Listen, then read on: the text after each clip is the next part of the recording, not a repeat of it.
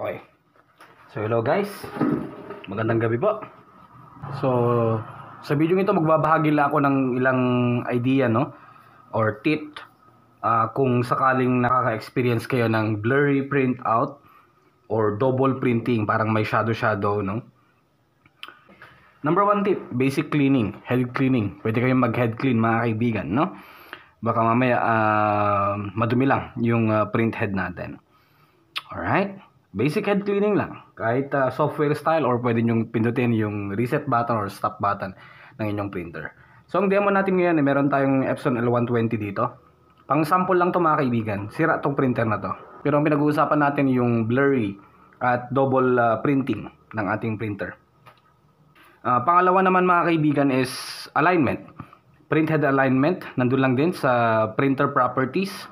Sa under maintenance mga kaibigan. Dito. At makikita natin yung alignment. Mag-print out lang tayo dyan. Then piliin lang natin yung number. Parang combination lang yan mga kaibigan. Kung ano yung may pinakamagandang output based from the numbers, yun ang iset natin. Ang panghuli mga kaibigan, yung karaniwang suspect is the sensor strip, Sensor strip. Ito yon mga kaibigan. Close up lang natin. Dapat meron kayong cleaning solution and at least cotton budge, Gagamitin natin to sa panlinis ng ating sensor strip. So ganito kadalasan yung ginagawa ni Teacher Kevin PH sa mga clients natin na merong ganung mga printouts, and luckily nagagawa naman mga kaibigan, So ito yung sensor strip mga kaibigan na tinatawag natin. Alright? So pwedeng madumi yan, pwedeng mga nalagyan ng mga ink siguro or maalikabok. Linisan lang natin. So ginagamit ko cleaning solution, sinasawsaw ko lang dito yung cotton budge, Then pinapahid lang natin.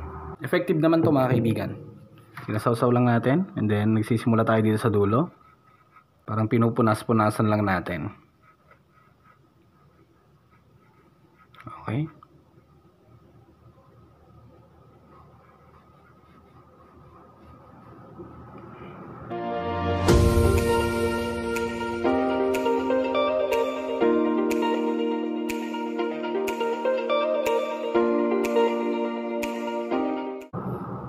Dito mga kaibigan, kailangan talaga ng tiyaga, Kapag madumi na, gamit pa kayo ng ibang cotton budge, Only cotton budge dapat yung gamit natin dito. Hanggang sa malinisan talaga siya.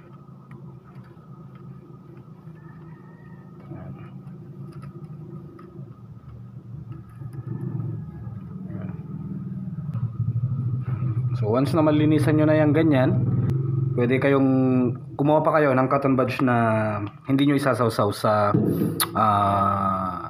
cleaning solution. Tapos ipahid nyo lang hanggang sa matanggal yung basa. Okay? Ganun lang yan kasimple mga kaibigan, Pahid-pahid nyo lang hanggang sa mawala na yung basa-basa.